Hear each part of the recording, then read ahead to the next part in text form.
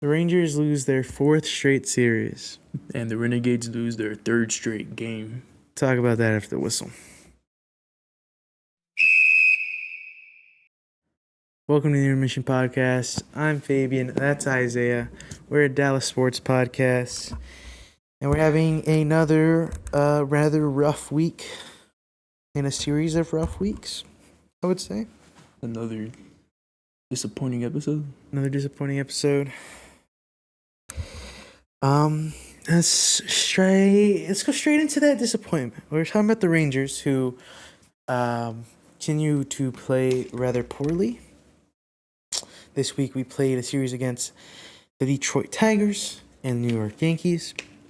Lost both series, but managed not to get swept in either of them.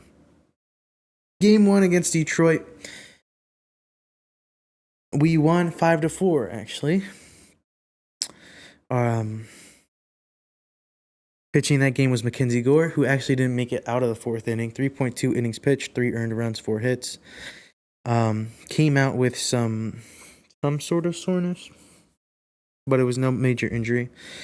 But as I said, they scored 3 earned runs off of him, and then in the bottom of the fifth, off of who was it? Cole Winn. They scored another run to tie the game at 4, after we scored 4 runs in the first 3 innings. 2 of those runs coming from Josh Young RBIs, so he continues to hit well. But on the top of the 8th, Osuna manages to bring Jake Berger in to get the game-winning run. We win the game 5-4.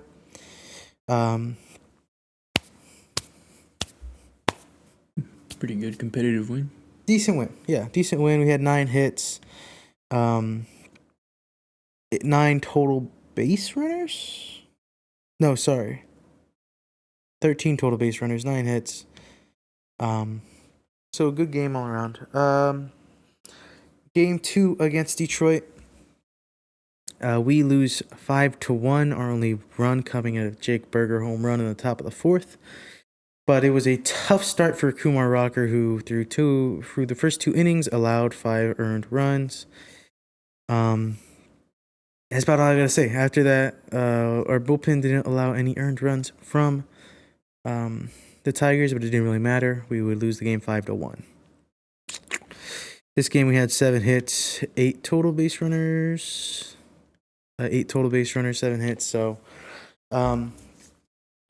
not an incredible offensive performance at all. We did. The starting pitcher was Cater Montero, who's had himself a decent season. Nothing amazing, nothing terrible. But yeah, a loss from Detroit there. And then game 3 against Detroit, it was more of the same. We lost 7-1, only run coming in the top of the 7th, just a typical RBI from Higashioka. But it was actually a pretty defensive, good pitcher's duel until the 5th inning. This game was pitched by Jack Leiter, who through 4 innings pitched, had a no-hitter. Then in the 5th inning, they scored 2 runs off of him, getting a 3rd in the bottom of the 6th, and then 2 more earned runs attributed to Leiter in the bottom of the 7th. He pitched 6.2 innings pitched, 5 earned runs, 5 hits, 5 earned runs, 10 strikeouts. He was absolutely dishing until he got to that 5th inning, and then really I wouldn't say it wasn't until the 7th inning when he was really lost it. That's why he was pulled, but I don't think he should have came out at all for the 7th inning.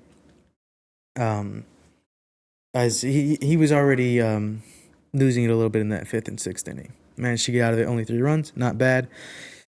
But then it comes in the 7th, runners get on base, 2 runs are attributed to him, 2 runs are attributed to, I believe, Ty Alexander. So, and then we don't pitch in the bottom of the 9th because we end up losing this game 7-1. Again, despite great first 4, I would even say 5 innings pitched from Jack Leiter, who would ultimately take the loss. Again, only one run from us in this game. Terrible batting performance. Not much more to say. Their pitcher, Brant Hunter, 3.2 innings pitch.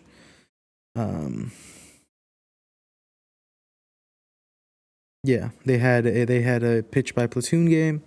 The pitcher that pitched most that got the win was pitched three whole innings. So we didn't face a particularly insanely difficult pitcher this game, but had a pretty weak offensive performance. Yeah. That definitely sucks after winning the first game like that.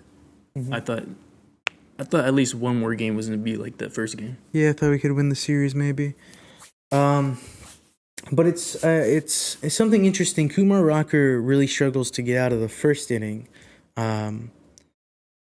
without taking any damage. He usually lets in 1 or 2 runs at least in that first inning, maybe the first 2 innings. But once he gets past those innings, if he hasn't taken too much damage, or if the times he has gotten out of the first 2 innings free, he has great outings. So it's a big issue for him just getting started in the ball game. I don't know if he needs to warm up earlier, get in the ballpark earlier. I don't know what it is, if it's nerves, but it's definitely an issue he has. And then with Leiter, it's sort of the opposite issue. Is he struggles a lot later into games. Usually his third time seeing the lineup, he struggles a lot. Once he's facing that lineup for the third time. So, and that was a pretty perfect example was his third game against Detroit, where he was, I mean, again, literally, he had a no-hitter at least at some point in the fourth inning, but I believe he got through all 4 innings with a no-hitter. But that 5th, 6th, 7th inning where he's facing the lineup for the third time, he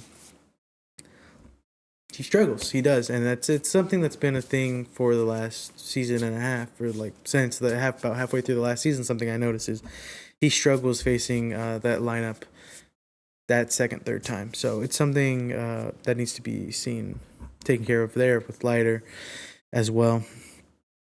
But we do lose the series to Detroit. Then go to New York to play the Yankees. Game 1, we actually took an early lead, top of the first, scored 3 runs, 1 off of a wild pitch, but 3 runs. Then they tied up. They get a run in the bottom of the first, 2 runs in the bottom of the second to tie it up. And then bottom of the 6th, they score a 4th. Bottom of the 7th, they score 2 more, make it 6-3. And that's when Mackenzie Gore, who pitched this game, Jacob deGrom, who pitched this game, really lost it. Is the 7th inning, they score 2 more runs off of him, make it 6-3. I don't think Jacob deGrom should have came out in the 7th inning at all. I think after the 6th inning, it probably should have been his last inning. Get the bullpen in, let them do their job. Even though they allowed one more run after deGrom was pulled. I really think he definitely shouldn't have come out for the 7th inning, but it would have been a 4-3 game if our bullpen did their job. And then maybe we could have had a chance to tie it or get the lead back. Jake Berger would get an RBI in the top of the 9th to make it 4-7, but we did lose this game, the first game against the Yankees. Game 2 against the Yankees, Eovaldi pitched a beauty. 8 innings pitched, 1 earned run, 3 hits. I think 3 hits. 3 hits, 1 earned run, 8 strikeouts. Absolute beauty from Nathan Eovaldi. And he actually had some good run support as well. First inning, Corey Seager hit a home run, solo shot. And then in the top of the 3rd, we got ourselves 3 more runs, 2 of them coming from an Evan Carter home run. Top of the 4th, we got 2 runs as well there. And this was 6 runs off of 8 hits, which is much better than typically. I mean, we've been scoring 2-3 runs off of 12, 13, 14 hits because we haven't been getting hits with runners on base, let alone runners in scoring position. That wasn't the case in this game. We managed to get those hits with runners on base. Again, we had 3 of those 6 runs came from home runs, one of them being a solo home run, one of them was a 2-run home run. But the other 3 runs were just quality hits or RBIs. A sacrifice fly from Ezekiel Duran, who had 2 RBIs in this game, actually. It's just a very, good times to get hits when there's runners on base. So did a good job in this game of doing something we haven't succeeded in doing pretty much at all this season, which is getting those hits with runners on base. But yeah, and then game 3 against the Yankees, I thought we were going to win. I thought it was going to be a good game for a little bit. They scored in the bottom of the first immediately off of Mackenzie Gore, who with triple from Cody Bellinger, who batted pretty well this week against us. But they score in the bottom of the first against Mackenzie Gore. Mackenzie Gore then pitches 4 complete shutout innings, second, third, fourth, fifth, without allowing another run and very few hits. And we managed to take the lead of a Ezekiel Duran home run and Ezekiel Duran RBI in the top of the fifth, home run in the top of the third. But then the bottom of the sixth, ouch. They end up scoring 6 runs in that inning to make it a 7-2 game. Get 1 more run in the 7th and 1 more run in the 8th to make it a 9-2 game. Ends up looking like a blowout, but for those first 5 innings, it was really good baseball. But yeah, just a tough inning. The bottom of the 6th ended up being for Mackenzie Gore. He ends the stat line 5.1 innings pitched, 6 hits, 5 earned runs. Yeah, just loaded up the bases in the bottom of the 6th.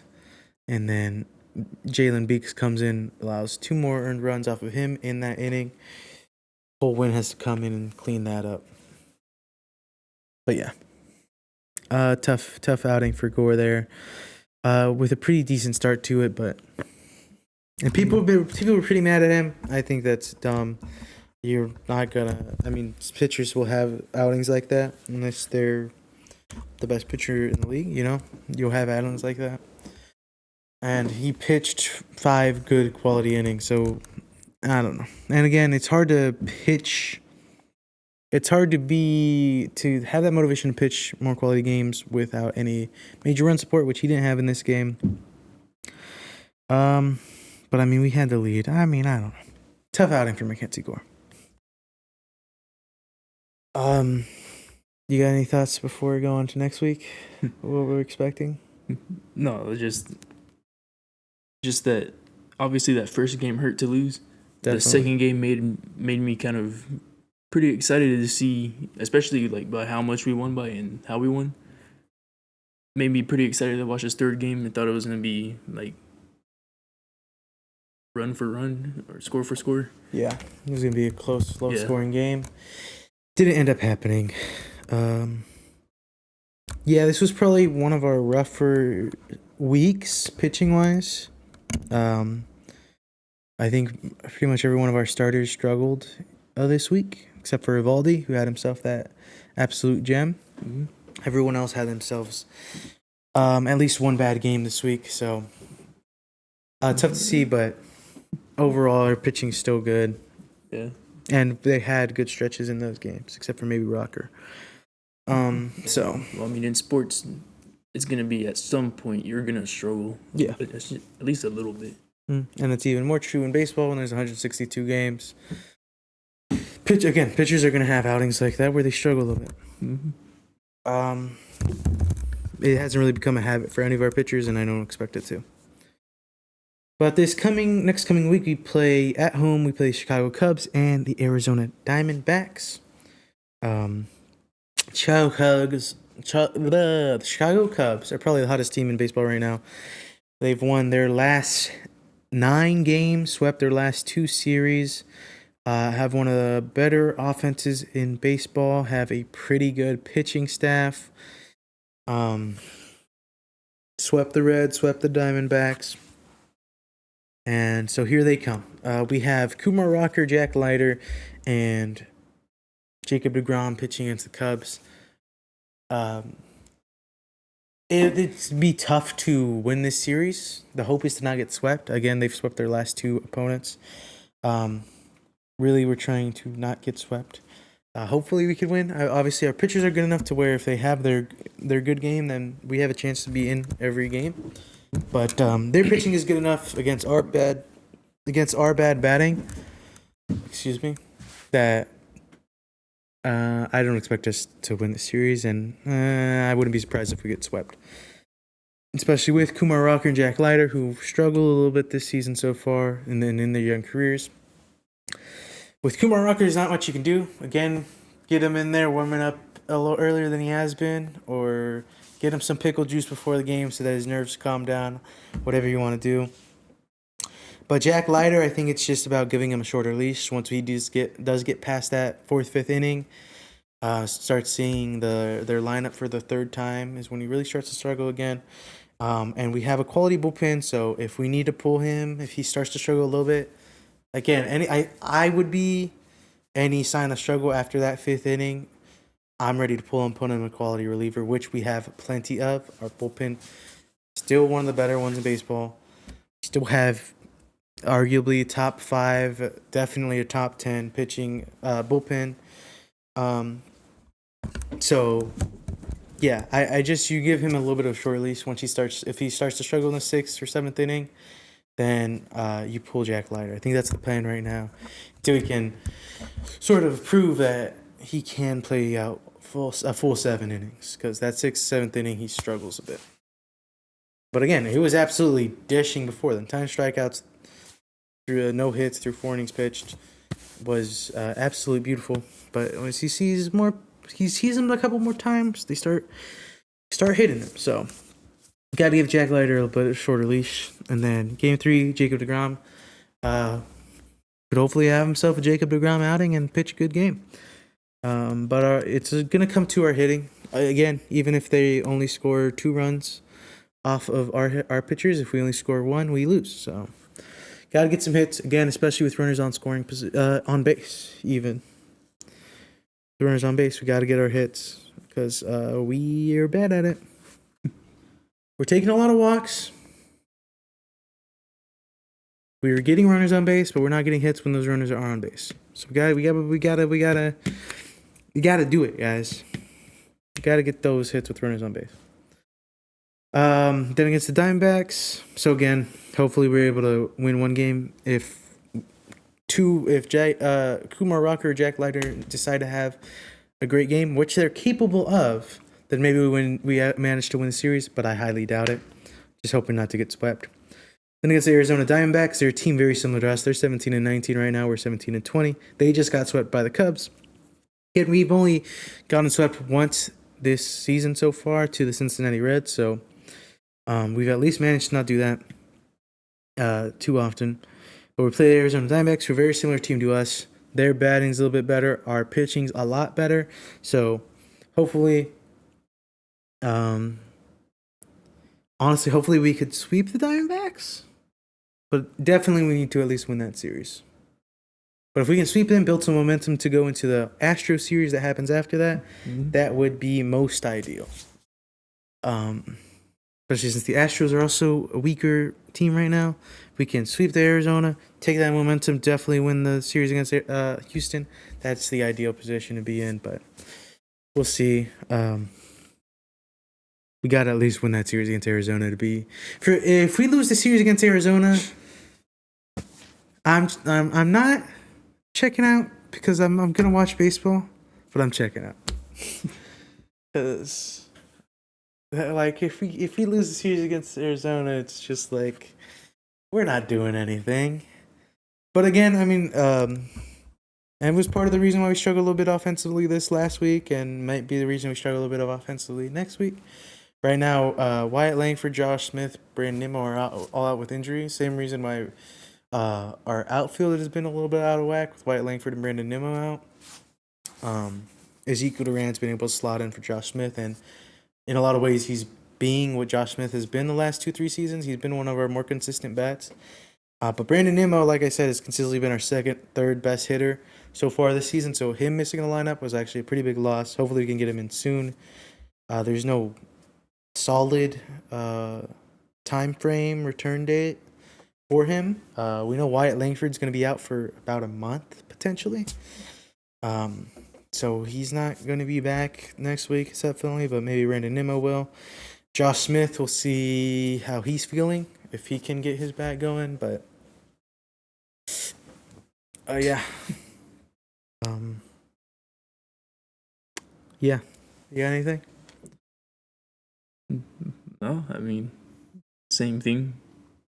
Kind of sucks to be in this position, being a team. Much like how I said last week, this is how I felt watching the Mavericks. Yeah, this is again. I think I said this last week, but it just feels it feels the same as last season. But last season I had hope that our batting would get better, but because of last season happened, right now I'm the opposite. You have to I am very very negative doomer mode on the Rangers right now. They have to show me that their batting can be anything better than bad. So, and again, especially the Diamondback series is a series where they'd have to prove that against me. If we lose that series, especially because our batting is bad, I'm throwing chairs. I'm throwing chairs. Yeah, but that's the Rangers. I mean, we'll again, if we can win the series against the Cubs, it's not happening. I don't even know why I'm talking about that. But Win if at we least one could, game. yeah, I mean, if we manage not to get swept again, it's a good thing to do. I mean, there's a lot. It helps your record a whole lot if you don't get swept a lot. But if we could manage to win the series against the Cubs, that'd be insane. If Jack Leiter, Kumar Rocker pops off one of their games. Mm-hmm. And again, if we could sweep Arizona, then I'm feeling at least good for the next 2 weeks because after the Cubs, who's right now is a contender. They're first in the NL Central.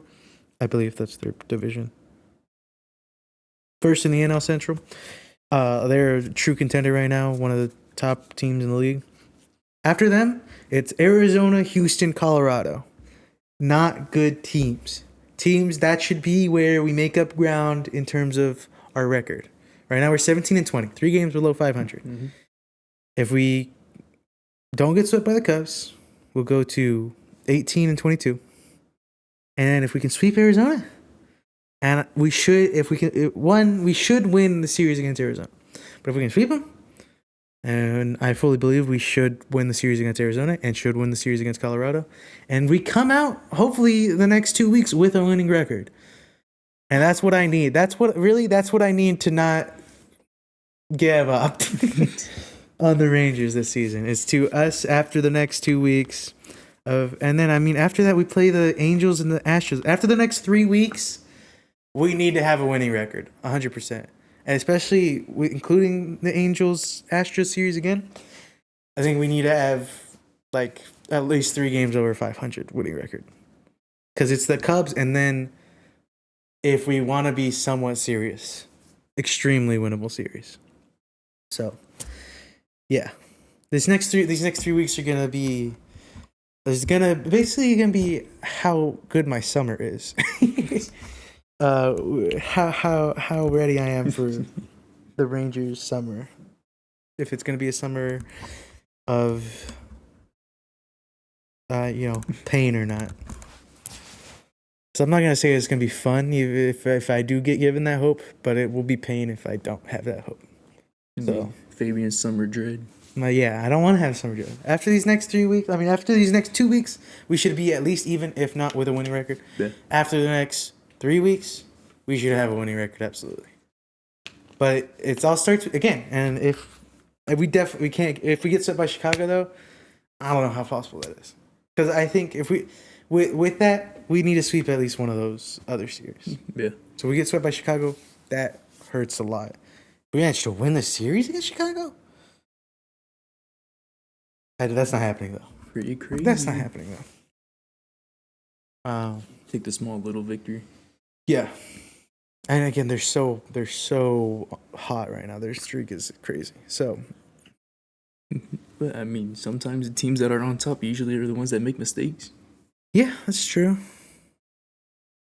Sometimes they that's when underestimate their opponents. That's when you win one game. That's not when you win a series. I don't know. Yeah, but the whole point was to not get swept. Yeah, it's true. Again, we need to not get swept by the Cubs, and then sweep either Arizona, Houston, or Colorado. But Arizona would be the best because it's at home. Yeah. So. Mm-hmm. Bring back that home momentum. Mm-hmm. So yeah, that's the plan. That's the plan, guys. And I'll catch up with you in 3 weeks on whether or not it'll be a summer of dread or not. Just not talk about the Rangers for 3 weeks. Yeah. But that's the Rangers, though. Tell me about some other sport. Unless We you got got the something. Dallas Renegades, The Dallas Renegades. and they have not been doing too good. Much like you heard in the intro, this is their third game they lost in a row. Mm-hmm. They played against the defending champions Mm-hmm. of last season, the DC Defenders. Mhm. The Defenders only lost one game, and that was week 1. And since then, have won They've now been 5 in a row. hot. Mm-hmm. We said it last week. Defenders have a really good defense. Mm-hmm. I think they had an okay offense. I mean, with how they played against Well, the like the Renegades, they've had last 2-3 really good weeks, their offense. offense has been better. Yeah. and that definitely showed against the Renegades. Mm-hmm. The Defenders scored first and did not look back, and ended up beating the Renegades 24-6. Yeah. I was gonna say Austin Reed, for having 258 yards is, I guess, okay, Mm-hmm. but the 41 attempts, Yeah. And only, what is it, 21, 22 completions? 22 completions. Yeah. So, I mean, we threw the ball a buttload. Mm-hmm. And, Which, I mean, makes sense because the Renegades cannot rely on their run offense. That was the biggest weakness me and Fabian saw from week 1, and it continued to be a weakness. mm-hmm. Much like our run defense, it's been a major weakness. Yeah. I mean, that's how we lost all 3 of these games. I mean, I think it wasn't as big of a deal in this game against the Defenders. The issue was that they went up early, and then they could sort of run timeout. But I mean, they had 81 yards in this game, so obviously not great, but nowhere near as bad as the last 2 weeks where we just got destroyed on the ground defensively. But yeah, they were able to get a handful of first downs off of their run game, definitely. Yeah, and even if they scored first, and if our running game was at least decent, we could still run time down and possibly score. So, that would maybe, in my head, that would probably make it like less time for each team to have the ball to score, Mm-hmm. or potentially score. Mm-hmm. But I mean, Austin Reed, I'm still gonna say like he's still a good quarterback. It's just that we have to rely on him so much that, especially when we're down, Austin Reed starts getting desperate and starts throwing the ball. A little chaotic. Yeah, a little like some of the throws are a little iffy. Risky. Yeah, better word. But I think it's like what Fabian said last week. Even though we have good receivers, they can catch the ball really good. They just cannot create space. And that's also a reason why Austin Reed has so much pressure. Mm-hmm. Because no one's open. Definitely not And- short. Yeah, they're not open quickly enough. Yeah. There's no quality short routes Yeah. that are for quick passes. And Which- then our offensive line isn't that good either, which also brings in a ton of pressure. Yeah, and that was true in this game as well. Even with the DC Defenders' weaker pass rush. So yeah, it's just a big issue with our offensive line. But yeah, And this is the part of the season that I was dreading. Even though the Renegades had an impressive 3-0 start, that's how they started last season. I was nervous about the road trip this season. Mm-hmm.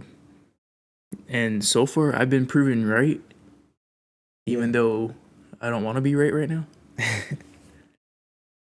But I mean, it doesn't surprise me that the Renegades are kind of struggling on the road. Mm-hmm. It still sucks. Yeah, And I hate it. definitely. I don't like it. This for a UFL game, this was the most watched game, Oh yeah, so that hurts more, losing the way we did. yeah.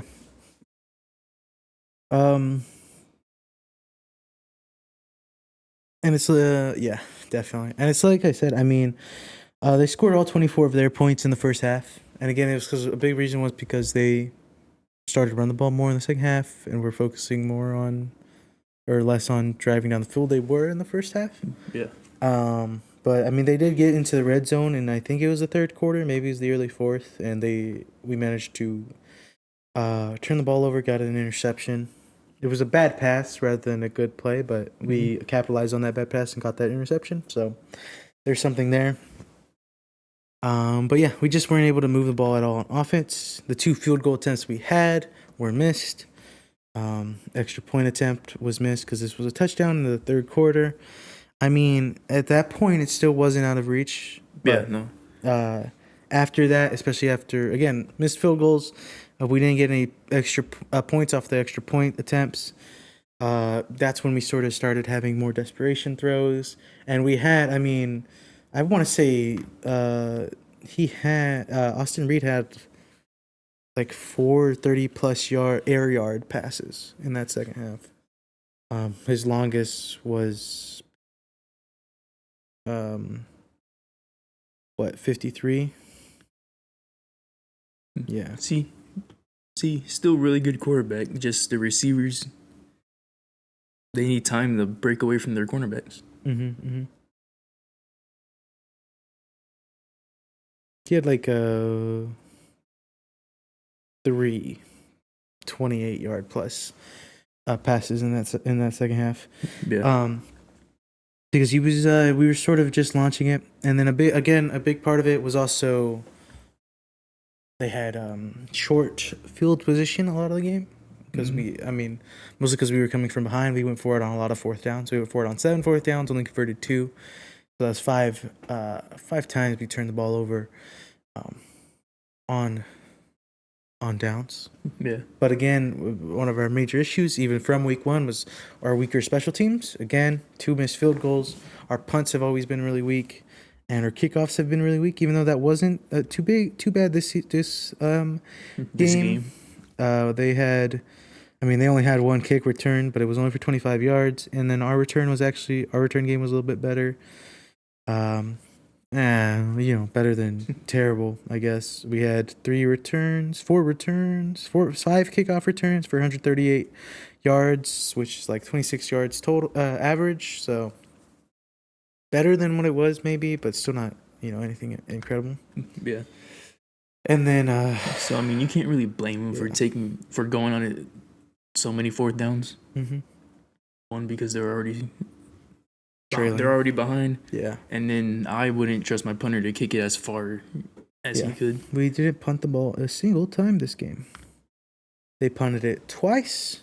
We returned it once for 10 yards. Our special team still wasn't good, I would say, but at least our kickoff was a little bit better this game. But there was only 3 kickoffs the whole game, so.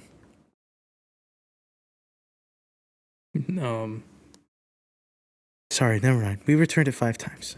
we only kicked off once. I don't know what I'm saying. But yeah, we're bad.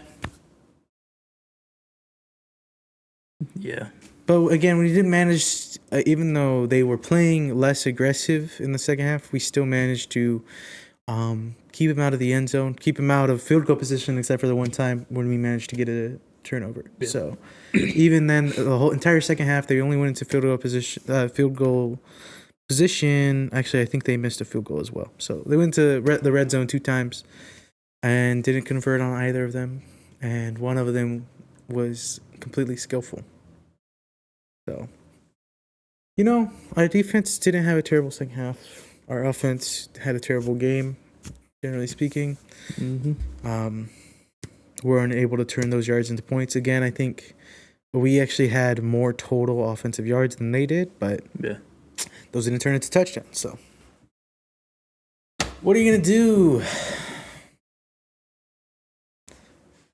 I mean, what made the running game has to be a factor in all the rest of these games, but I mean, how can you do that when the offensive line isn't really that good either? Well, we need to Also need to work on the receivers, I guess, route running, creating space. I don't know. I don't think it's too big of it. I feel like they're decent enough. They are decent enough, but I mean, it's just that, because it could just be the defense they're going against too. But some of the handful of games that I've seen were always like, even if it was like a short slant, the Yeah. receivers were always covered. Yeah. So even throwing to that guy would still be kind of risky. Yeah. And one thing I noted in this game, and maybe it's just because the DC pass rush is a little bit weaker. Austin Reed did a better job scrambling in this game than he's done in games prior. Yeah. Of not just dying in the pocket, but he scrambled a bit more, which led to some better passes and some ugly passes. But he's being a little bit more mobile in the backfield. But it's like you said, I think they need to have some fear of his run. They can't just, where like right now they're pretty much just pass rush. And again, I think we have to recognize that and dial up some outside runs. And if our running backs are too slow to take off outside runs, put a receiver back there, because we need somebody that can, turn the corner because that's what's happening. They're breaking inside and creating pressure for Austin Reed. We need a guy in the backfield that you can hand that ball off to and can turn the corner and have at least 6 yards of open field and get those 4 yards out of that. And I'm pretty sure that outside runs have been more successful the times they've had outside runs. Yeah. Even the jet sweeps. Yeah. I mean, they obviously got to be utilized more. Yeah. I think so. I think it needs to become a factor of because they're rushing most plays, and there has to be a thing. There has to have some level of punishment, but our running game, and I don't know if it's a play call thing or maybe it's we don't have the quality running back that can make those plays, but the punishment for doing it to power rushing so many players is running the ball, and typically to the outside or forcing a gap between two players or just on singling out one player, whatever. But our offensive line isn't good enough to do that, so we need to be able to take advantage with the outside run on both sides. And especially if they do have really good successful attempts at running the ball, the other team can recognize that. Yeah, which could lead the Renegades to having better passing plays. If the other team's anticipating that the Renegades might also be able to run the ball too. Yeah, well, that's the balance. That's the balance of football. But we don't have any run game, so I don't know. Is it? I don't know what it is. Yeah, but we need. Yeah, it just needs to be a bit more of a threat. Because that's the same reason. Because they're not having to. They don't have to have anyone beware on the running back, dedicated to the running backs or to Austin Reed scrambling and maybe running for it. That's not something that they have to do, which is the reason why there's also less receivers open. There's more pressure. It's not something that they're scared of, and even when we do break out in those runs, we're not getting any major yardage out of it. I think it's something that they need to utilize more. But yeah. Who do we play next week? Oh yeah, I guess I should say the next game the Renegades play is on Saturday, May 9th, tomorrow at 7, playing against the Birmingham Stallions. I mean, I think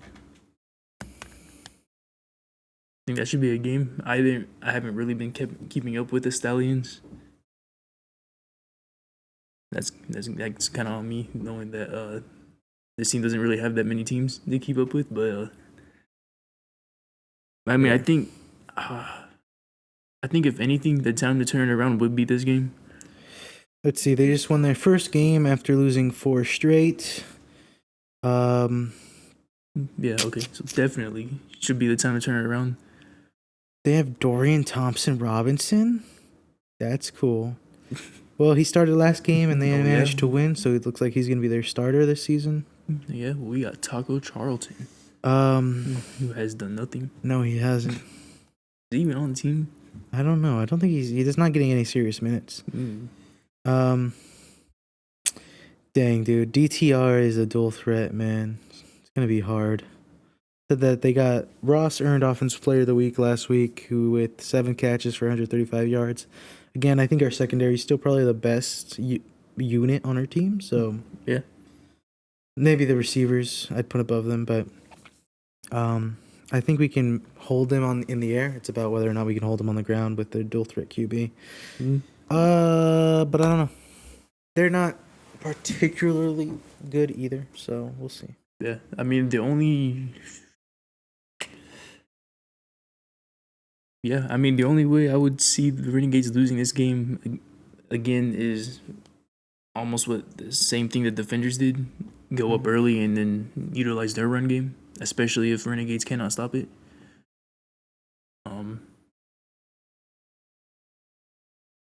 But I mean, if they're also going to rely on Austin Reed, he has to complete more passes. Yeah. The receivers had to make it their mission to be open or to get open. Even though Austin Reed and the receivers had the ball spread around almost pretty evenly. Mm-hmm. They got to break out more and score during those breakouts. Agreed. But we'll see. Yeah. Fortunately, the Renegades are 3-3. Unfortunately, the Renegades are 3-3 after starting 3-0. So that sucks. Mm-hmm. Almost same story as last season. But, hopefully the Renegades can turn it around against the Stallions.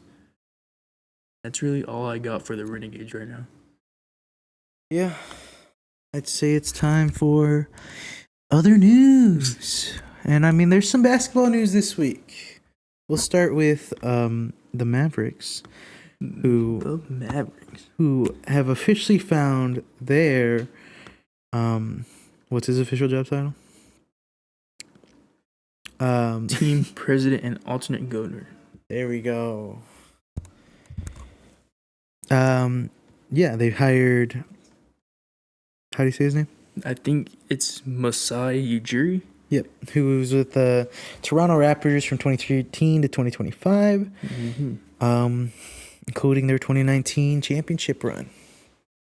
What are your thoughts? I think this is obviously an upgrade, especially since we didn't have a go-to person in this position. I'm seeing a lot of 50-50 mixed reactions to this, to hiring this guy. But at least he has a championship under his belt. And then some people are saying he only had that one championship and it had that long drought. People are mad that he let Kyle Lowry at the time walk away for nothing. Right. But I'm pretty sure he tried to keep Kyle Lowry. But I think he made good choices. He had a bad choice, much like how some people are saying how Nico Harrison had those good choices to bring in PJ Washington and Daniel Gafford, and then had the dumbest choice of all. Yeah, that's all that needs to be said. Yeah. But having this guy, he can. He's excited to be working around Cooper Flag and building around Cooper Flag, which is a good sign already. So hopefully he already has a plan in mind. And I'm excited to see what he can do now that we got a full-time general manager. Yeah, I'm kind of excited about it. I agree. I think he did good things with the Raptors, and hopefully he can do good things here with us. Yeah, I'm pretty sure it was he almost not saved the Raptors, but definitely made them better. They were a nothing franchise before Kawhi ended up going over there. Yeah. So he was part of that. Yeah. Yeah. That's a good sign. The Mavericks need that, especially right now after this year. Yep, we need to be part of that. Yeah, no more depressed Maverick fans. We need to get turned around. Yeah. But I'm excited for it. Good move. Yeah, I think so. Yeah, I think so. I guess should we stay on topic for basketball? I think we should stay on topic for the NBA, or do you want to go to? Oh yeah, that's right. We should stay Yeah, on topic with the NBA specifically, who have finalized their anti-tanking rules, and I'm gonna read some of Sham's article to And I will blindly react. explain what those are. So it's new anti-taking draft reform. This is the biggest change. They're calling it the 3-2-1 lottery system. That means expanding the lottery from 14 teams to 16 teams and changing the odds. So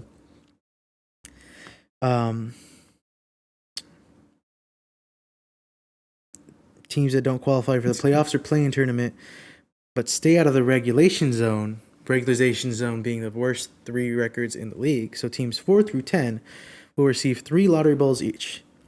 Teams with a bottom 3 record, the worst 3 records in the league, the relegation area, reference to soccer, would have 2 lottery balls each, but the lowest they would be able to pick would be pick number 12, whereas the rest of the lottery teams could fall as far as 16. So if you're a bottom 3 team in the league, you're never picking lower than 12. Even then, yeah. Even though there's 16 teams in the lottery system. Yeah. Yeah. At least almost guaranteed top 15 pick. Yeah. The number 9 and 10 play-in seeds in each conference will receive 2 lottery balls each, and the losers of the 7 and 8 play-in games will receive 1 lottery ball each. Yeah. Yeah.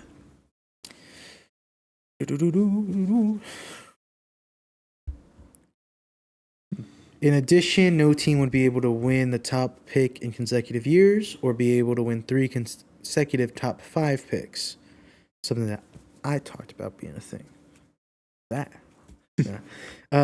Teams also would not be able to protect picks in the 12 to 15 slots going forward. So no more protected picks in lottery slots, basically.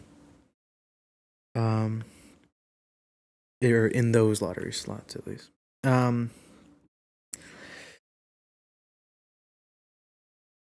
And this is a temporary thing that is going to be put in system up until 2029, and then they'll revisit it after that.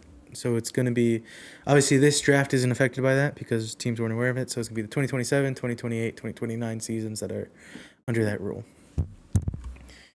What do you think about this stuff? I think it's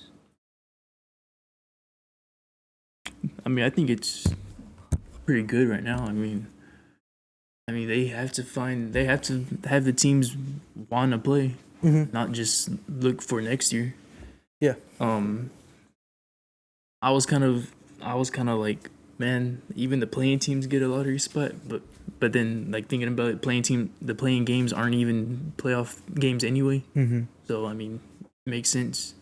They lose the playing games, miss the playoffs. Yeah. I do like the no back-to-back first overall picks or top 5 3 times in a row. That's good. You want to see different teams in there. I like it so far. I kind of do want to see how it's gonna work next year. Yeah, I think obviously it's a big thing is trying to change the fan perception, which is like it's becoming things where fans later in the season are like, screw this, I want to lose, but voting for taking. But now it's sort of that soccer mentality where obviously being a bottom 3 team is worse than being the 4th worst team in the league. You have worse odds. So even as a bad team, your fans will still be actively cheering for that to win games late in the season because they want those better odds. Yeah. I think maybe what you're risking is like play-in teams fans wanting to lose those games rather than making the playoffs. That's where the risk is, maybe. But where maybe those guys will start cheering to lose. Yeah. But I don't know how much that will translate to players, you know. Yeah, I mean, really, I guess we really got to see how the teams react to these rules, because I mean, obviously they're gonna go to what the teams want, Mm-hmm. but I mean their main goal is bringing viewership up. So I mean it as a fan watching the teams that just try to lose on purpose, Mm-hmm. it sucks, especially since especially if you're a fan of the game Mm-hmm. and you're watching and I don't know, sometimes it's obvious that some teams are just don't care about the game. Yeah. It kind of takes the fun out of watching it, the excitement. Yeah.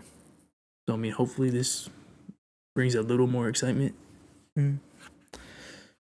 I think. I don't know, at least with teams knowing that they're almost gonna be in the lottery anyway. Yeah.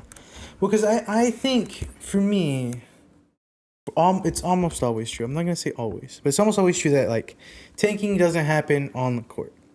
Players will always try to play their best basketball.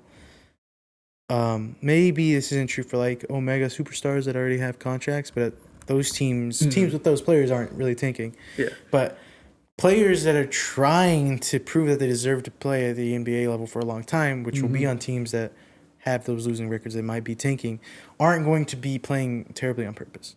So that never happens at court level. So what it's just trying to discourage is, front offices building teams made to lose. Yeah. Trust the process 76ers,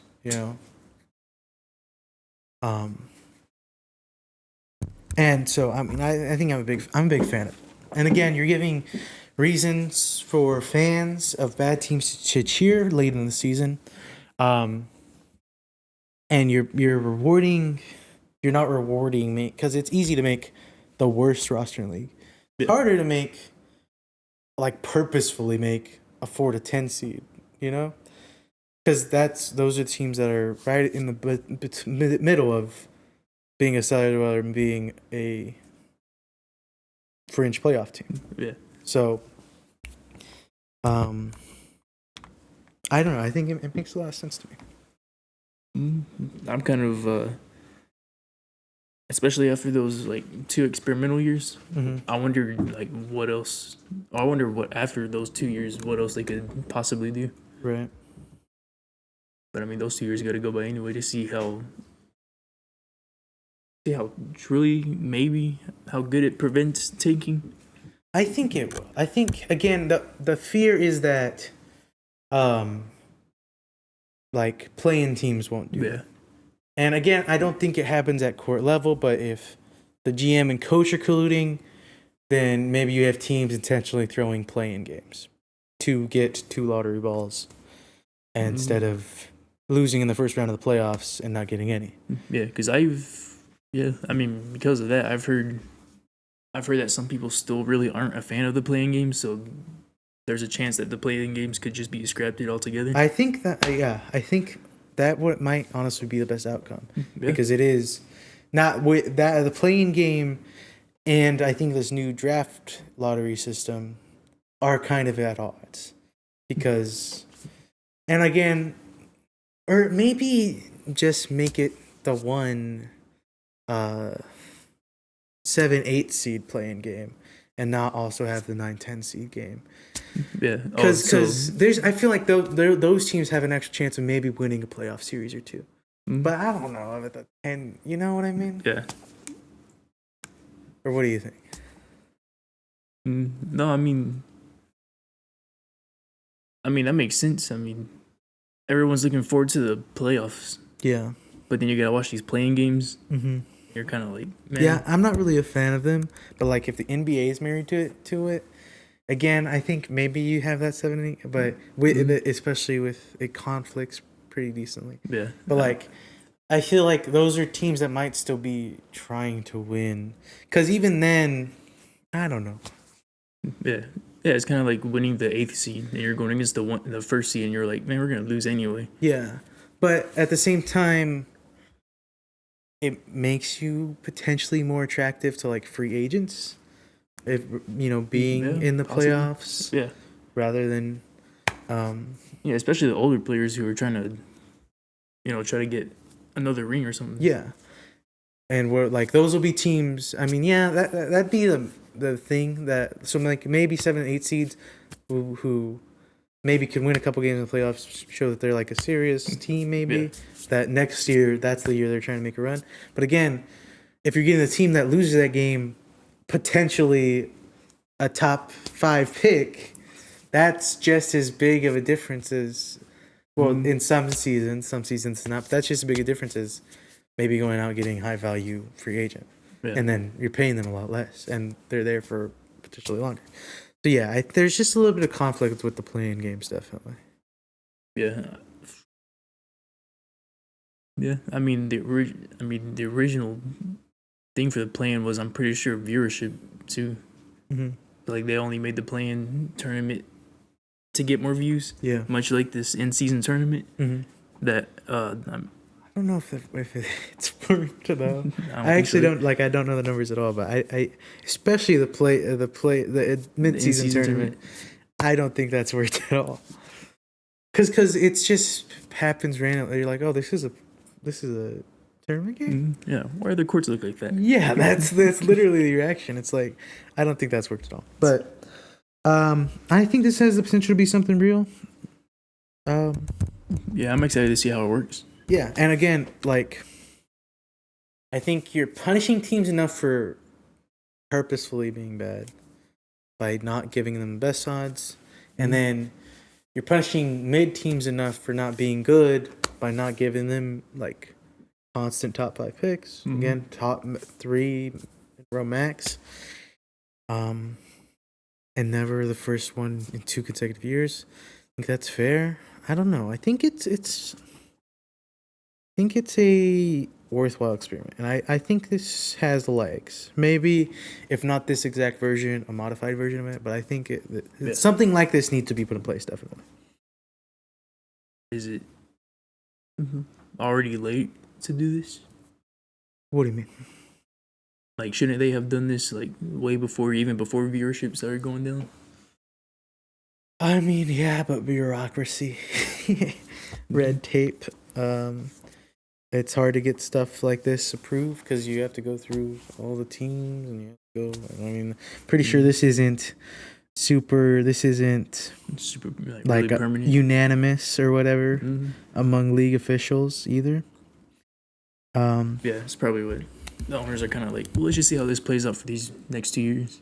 Yeah. So, but I think this could be a really good thing. Yeah. It's just the main thing is you're potentially punishing teams that just are bad. But at the same time, be better. Yeah. Yeah. I mean, especially right now too, because especially fans are in the mindset of they're definitely losing on purpose, and then that's also proven true with some players inside gambling, and even some of the coaches, even being a part of that. So I mean, it's gonna make them want to play better. If they suck because they're just not good, that kind of sucks. Yeah, but I mean, but at the same time, like, I guess especially with, I mean, and maybe this is less true in the NBA because they have probably the laxest salary cap of all the leagues that do have a salary cap. But in a league with a salary cap, there should be, some level. There should be a much closer level of parity where, I don't know, it's not really feasible, or it shouldn't be a thing where a team 3 years in a row is one of the worst 3 teams. Even if they obviously they might be not make the playoffs 3 years in a row, but one of the 3 worst teams in the league more than 2 years in a row, I feels like you might just be bad at your job, bro. In a league with a salary cap, again, it's a little less true in the NBA because their salary cap is, first luxury tax wall, second luxury tax wall, first apron, second apron, then the salary cap. Yeah. And that's just to to like make teams not as dominant as long as they can be. Yeah, yeah. Because I know mean, some players got bored and they just saw the Cavaliers and Golden State making the finals for like those handful of years. Yeah, I mean dynasties.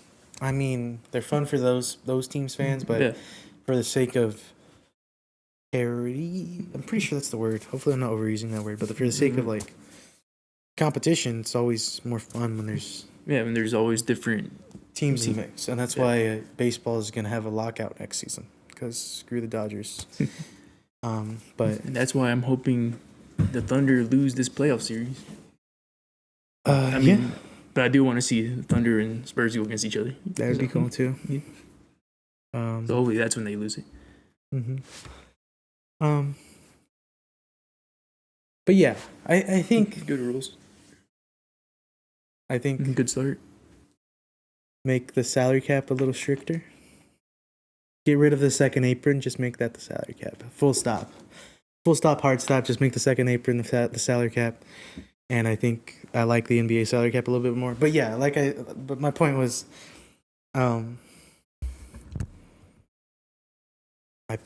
that it should just be that you shouldn't, in a league with a salary cap, there shouldn't be the bottom 3 team in the league more than 2 years in a row. Really, in 1 year, it shouldn't be happening more than 1 year in a row. If you're trying to if you're not losing on purpose to try to get draft picks like that. Yeah, it shouldn't be a thing that happens like that. And I don't think it will be a thing now that you're not rewarded for being bottom 3 team, but like being a mid team.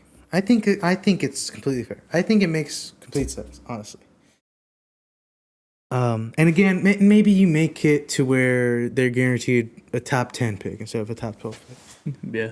Instead, or is that then too much of a reward too? I feel like if no, because that would just possibly make. I was gonna say if the team fully is that bad and they're actually like worse record. If you're bottom 3, if you're bottom 3 5 years in a row, then you just get the first overall pick no matter what. Is that what you're saying? No, I was gonna say like maybe 3 years in a row, maybe they are guaranteed a top 10 pick. But I mean, I guess that's because right now they're guaranteed a top 12. Almost. Yeah. Right now, even the bottom 3 teams are guaranteed top 12. Yeah. Now, like, well, maybe you make it a little less harsh for the teams that are like actually truly bad. Make it a top 10 pick, and then you're getting one of the top 10 best players coming out of the college draft that season. Yeah, I think that's fair. Yeah, I like it because I hate tanking, and we've both talked about it. We hate tanking. Yeah. In every sport, and it's just become a bit more of a conversation in basketball, even though I think it's just as relevant in football, but it's just been a bit more of a conversation in basketball, so I like it, and maybe other leagues might adopt something similar to it, hopefully, because I hate tanking. I know you do too. But yeah. Yep. Definitely takes the fun out of watching that for the sport. And again, it makes it exciting for lower league teams, lower level teams late in the season. Again, I mean, I'm a Wolves fan, Wolverhampton Wolves. And we've been in literally last place in the Premier League for the whole season. So that, I mean, but so yeah, I know if you're like the fan of an actually terrible team, that's just stuck, not even having a good pick, maybe it feels pretty bad. But again, I don't see that again with a league with a salary cap and no relegation. You're not going to a worse league or anything. You're just getting a little bit worse pick. I don't see that happening more than 1 year, 2 years in a row, genuinely, in a league with a salary cap. Yeah, I think it doesn't work out like 3, maybe even 4 years. Get a new general manager, maybe new head coach. Yeah, absolutely. No, I think because it will make purposefully losing not a thing. I mean, obviously, this is only going to happen for 2 years, so it's not going to happen immediately. But if they adopt it long term, it makes it purposefully being one of the worst 3 teams in the league not a thing makes it mean if you are one of the worst 3 teams in the league, you're genuinely just bad at your job. Get the heck out of here. Yeah. Like 2 years in a row, maybe 3 years in a row. Genuinely, you should never have a job in the NBA again. Especially if like your wins, especially if you're only averaging like 15 to 20 wins a season. Mm-hmm. Yeah, new coaches is definitely needed. Yeah. Yeah, again, that's the point of the salary cap, so that the richest teams don't just play the best players, and then everyone else is screwed. Mm-hmm. Again, baseball, exhibit A and B, Yankees and Dodgers. That's gross, and nobody likes that. Unless you're a gross Dodgers fan that doesn't even live in California, because whatever. The Dodger fan living in New York. Yeah, but that's the point of the salary cap. That's what it's supposed to be, is that it makes it aware that talent gets spread more evenly, because not everyone, that they can't, teams can all pay. Not a team can't pay for every superstar. Mm-hmm. And so that talent gets spread more. Or a team that has multiple superstars has worse role players, and you can have a team with a bunch of quality role players, even if they don't have a superstar. And you don't have teams that are truly god awful unless it's on purpose. And I mean, that's also true sometimes in leagues with without salary caps. Exhibit C, Oakland Athletics, but yeah, I think this is the way. Honestly, I was a little less convinced than I am now when we started this conversation. I like it a lot. But that being said, it's not a rule yet that you can't have the number 1 overall pick 2 years in a row. So let's go. What are the Mavericks odds? 11%. Let's go. Pull that Mavericks ball. Give us the number 1 pick 2 years in a row, please. The Mavericks' chance of landing number 1 again is 6.7. 6.7%. Let's hit it. Come on. Landing top 4 would be 29%, and staying at number 8. Number 8 is 33%. Come on. No. You know what I'm saying? 6.7%. It's not a rule yet. Let's have that number 1. Let's be the last team let's be like to ever have back-to-back number 1 overall picks in the NBA. Yeah, let's be our sister team. Yeah. When's that? When's the lottery call again? Sunday, May 10th at 3 p.m. Eastern time. This Sunday, watch them pull that Mavericks ball. Mm-hmm. We'll be the last team in NBA history to ever have back-to-back number 1 overall picks. And then for 2 years. And then tanking will never be a thing again. And I don't think the Mavericks tanked this season.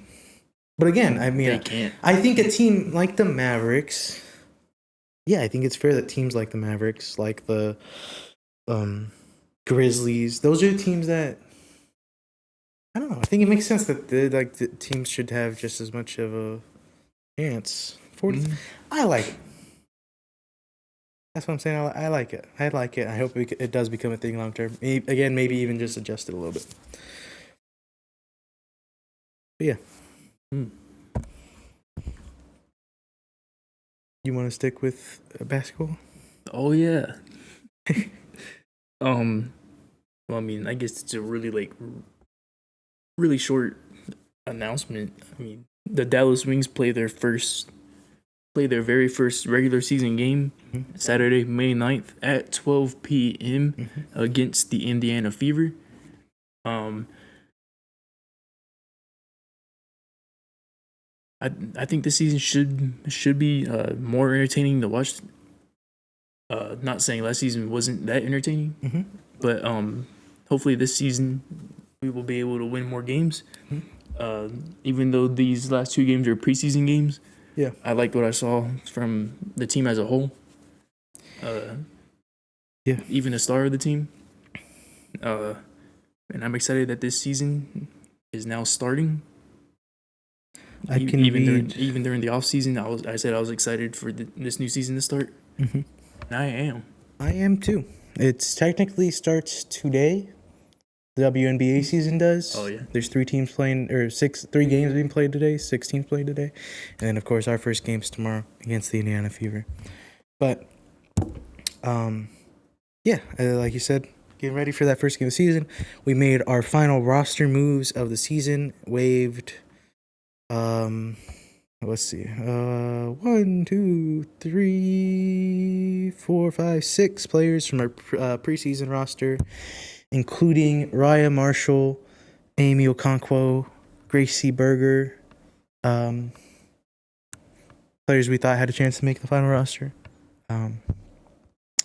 They were officially waived alongside Dulcie Mendihade. Maybe that's how you say that. Mendihadu. One of those two. Lindsay Allen and Consaza Verona.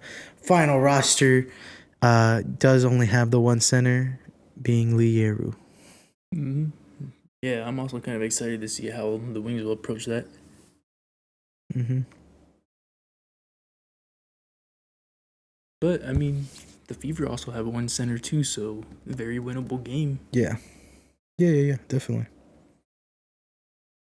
Just win more than 11 games.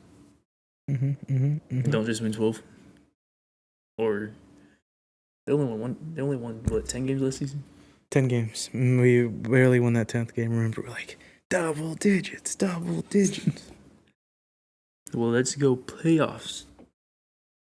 Let's go to the playoffs. Yeah, I mean, I think it's completely possible. Let's go the dynamic duo of Paige Bakers and Azzy Fudd again. Let's do it. And throw in, an Azzy Fudd. I think we have some players. And again, our off-season signings were good. I'm excited. I think it's gonna be definitely a much better season than last season. That's for sure. And we got good talent behind Paige Bakers and Azzy. Maddie Seagrass. Enrique. Well, Seagrass is gone. But yeah. Seagrass is gone? Isn't she?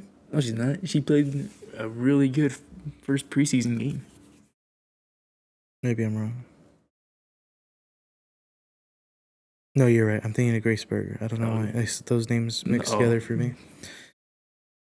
But definitely having good players like that behind the obvious star of the team, that'll definitely help in the long run. Yeah, I kind of wish it was Saturday already so I could watch it. Yeah, I'm ready. That was the only announcement for the Wings. Yeah.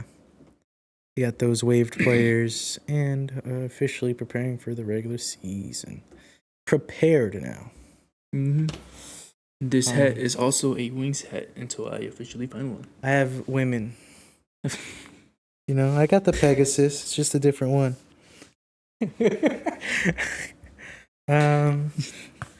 Yeah.